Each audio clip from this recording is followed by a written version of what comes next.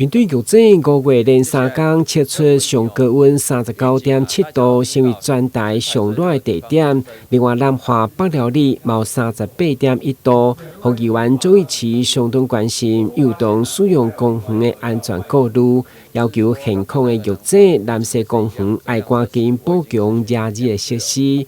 特別是去年就已經質詢提案，卻一直無下落。對此，市長認為這是同案問題，一定會總檢討。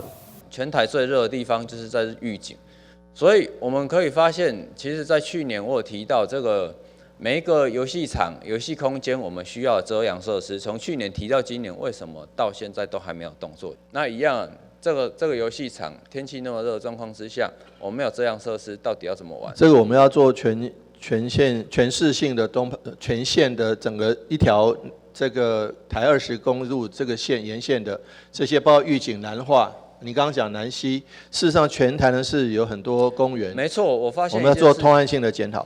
議員對來檢討現況的公園普遍無便利加日頭設施的預算，也將對校園跑道的 PU 材質在高溫的狀況會產生化學氣味，所以呼籲市府在公園指定角色跑道要全面整修的同時，須可改善合成橡膠。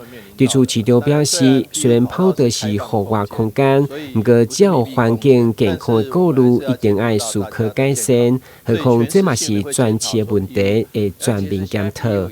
台南新聞，軍籍張碩維採訪報道。